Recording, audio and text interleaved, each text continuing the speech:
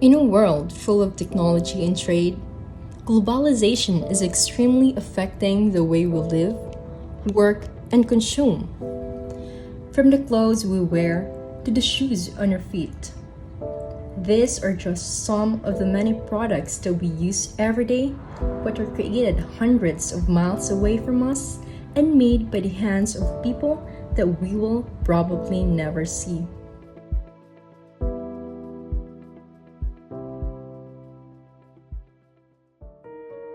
Globalization has affected and completely changed the chain of industries globally, reshaping how businesses operate across borders. This phenomenon has led to increased interconnectedness among economies, cultures, and industries, resulting in both opportunities and challenges for local businesses. In 1994, 513 registered shoe manufacturers filled the Marikina city with the sound of progress, producing shoes worn across the nation and beyond. But over time, the industry saw a huge decline. In today's generation, only 130 of those businesses remain, a significant drop from its former glory. Foreign competition flooded the market, leaving many local shoemakers struggling to survive. The industry is unable to keep up due to its outdated equipment and dependence on imported supplies, and it is still declining due to growing expenses and a lack of workers. Marikina shoemakers are finding it more difficult to survive in a market that is changing rapidly due to the emergence of cheaper imported shoes. Fortunately, there are still those who dare to continue the tradition while battling the challenges made by globalization. Marikina, the shoe capital of the Philippines, tells us the story that making shoes is not just a work nor a skill, it's a legacy. Each shoe made by zapateros reflects the generations of dedication, craftsmanship, and tradition. As technology evolves and the industries are unable to resist the inevitable changes the world has been offering, Marikina is still standing strong and proving that quality, durability, and tradition are far more important than imported products, reminding us the legacy of the shoe capital of the Philippines.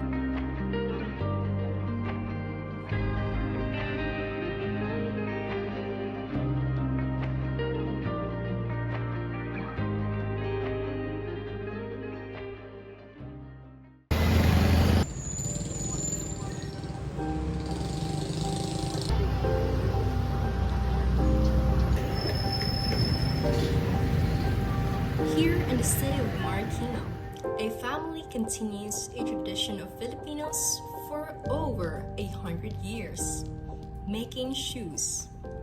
He is the owner of Pandu Shoe Shop. Good morning po. Maraming salamat po sa pag-participate po dito. Ngayon, pag-uusapan po natin ang background of the business and industry. Okay. Good morning. Uh, can you tell us po about how you started po sa paggagawa po ng sapatos and gaano na po katagal yung business? First of all, ako si Mar Joseph Lopez, owner ng Pando Shoe Store. Actually, yung business is family business siya. Nag-start siya sa lolo ko. Then sa tatay ko din ako. Bata pa lang ako, mga 7, 8, hindi naman mga. Mga ganun siguro. 8 kasi dati 8, marunong na yun gumawa ng mga box eh.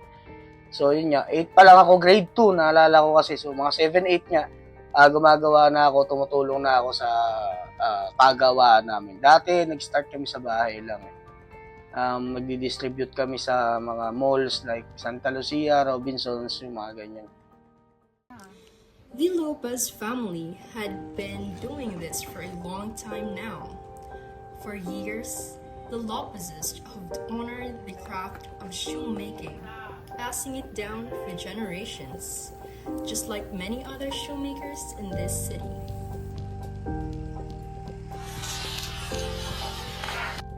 The Marikina shoe industry traces its roots back to 1887 when Don Laureano Capitan Moy Guevara, a community leader, took apart a pair of imported shoes to understand their construction. He then used this knowledge to create cheaper canvas shoes, which eventually evolved into leather footwear.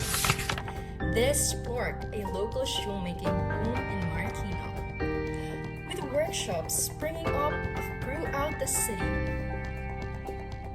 The industry gained momentum in the 1950s and 1960s, driven by the growing demand for quality footwear.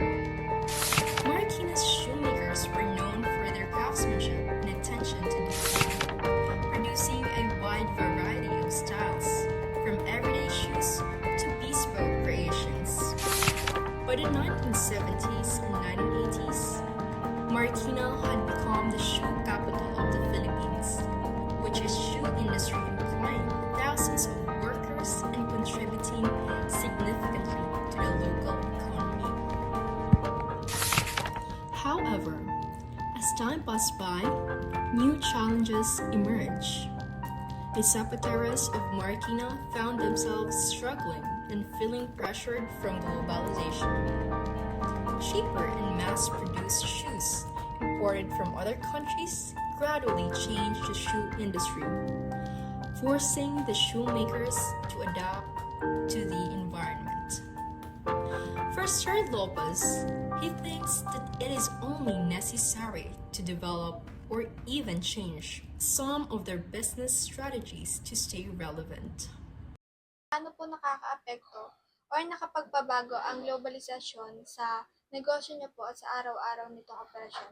Actually, yung dati kay tatay talaga is kay lolo, kay tatay talaga is malaki effect niya kasi ang gawa kasi namin dati is school shoes.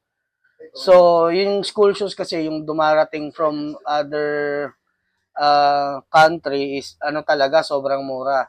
So, hindi siya kayang i-compare sa presyo dito since materials pa lang, same price na nung shoes na imported. Oh, yun. So, malaking effect siya dati. Pero sa akin kasi, nung ako na yung nag-handle ng shoes, nag-big iba ako ng line. So, from school shoes, ang ginawa ko is from office attire. So, nag-iba ako ng market, iniba ko lahat talaga from scratch. Naging formal shoes, office attire, then nag-online selling ako, tapos nagma-market ako through companies. So, nag-email ako sa mga companies para magkaroon kami ng gawa. So, yun, cash to cash siya, hindi siya cheque. So, yun, doon ako nagsimula.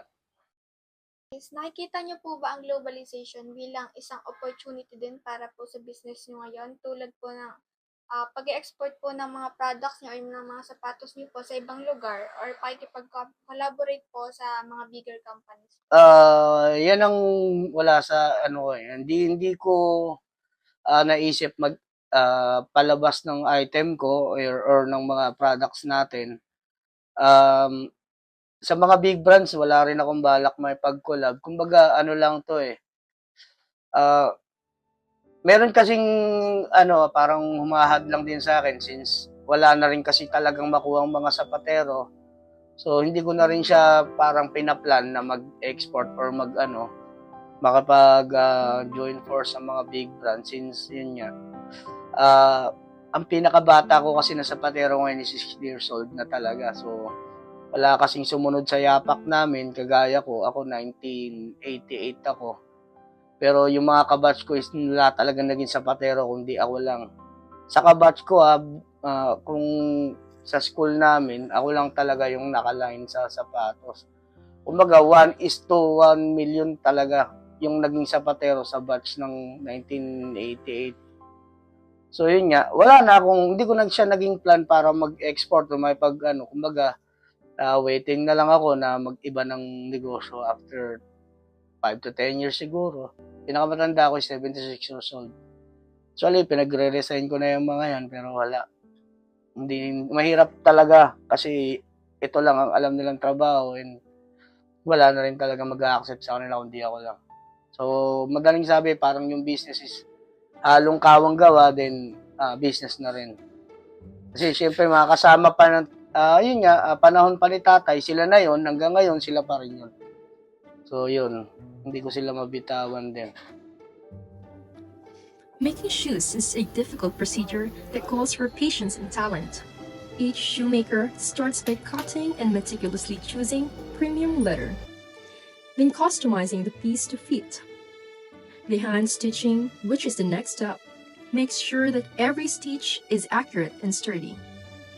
The shoe is then cleaned, sculpted, and formed until it meets the exacting standards for which Marikina is renowned. The Marikina shoe industry, once the pride of the Philippines, has faced immense challenges due to globalization. To survive, local shoemakers have had to innovate and adopt. One such brand is Pando Shoe Store, a long-standing establishment that has weathered the tides of change. Sa competition kasi, kung local competition, hindi ako nakipag-kompetensya sa mga local brands since promoting nga ako ng local products. So, tsaka isa rin, ako rin yung direct manufacturing dito. So, lahat na nakikita nyo, halos, hindi naman lahat, halos lahat nakikita nyo local brands, sa akin din kumukuha. So, walang competition para sa akin. Sa other country, wala akong magagawa. Hindi kasi ako, hindi ko siya kayang sagutin kasi hindi ako talaga, hindi ako nakipag-compete. Kumbaga, go with the flow lang ako eh. Pero pagdating sa presyo, yun nga, ang presyo ko is, depende sa costing ko. Kung magkano yung costing ko. Hindi ko na tinitignan yung presyo ng ibang brands para hindi na ako ma-stress. Ganun lang yung ginagawa ko. So, ito kasing competition sa mga, lang naman to siguro sa mga big companies. Pero kagaya naman mga small businesses, hindi na rin siguro para may pag-compete. In a world often driven by competition, there are still those who thrive through collaboration and dedication to their craft. In Marikina, the spirit of local shoemaking endures, untouched by the global race. In the heart of Marikina, where generations have perfected the art of handcrafted shoemaking, Mr. Mar Joseph Lopez understands that in order for local businesses to thrive, they need to face globalization head-on by going for modernization. Sa ngayon kasi ang mga motto ng mga online selling is Marikina handcrafted shoes. So kung talagang ipupush nila yung business na to, kailangan nila matuto ng modernization din talaga. Like, kailangan nila gumamit ng machine. So mawawala kasi yung handcraft na to since yun nga, Pilipino na may kasalanan kung bakit. Marikina na rin ang may kasalanan kung bakit since yun nga, walang parang nagmana ng business na ganito or yung pag-handcraft na ganito. Ano po yung mga future plans niyo po sa store niyo? Ako, ang future plan ko is kung itutuloy ko to, yun nga, mapupunta ako sa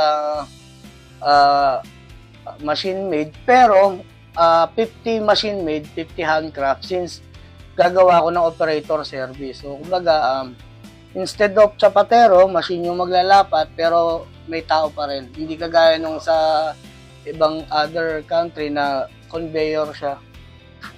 Conveyor lang ginagamit nila, talo literal na auto push button lang. So, yun ganun nangyayari.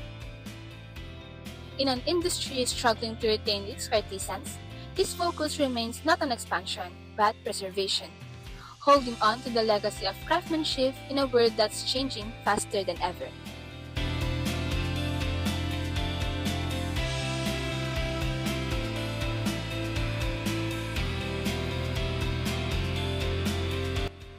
The Marikina shoe industry, with its rich heritage, continues to evolve in the face of globalization. Through upgrading designs, exploring international markets, and adapting to technology, local shoemakers are finding ways to survive and thrive. But the future of Marikina's shoe industry depends not only on innovation, but also on the support of the community. As the world becomes more interconnected, local industries need to maintain their uniqueness while also keeping up with the global trends.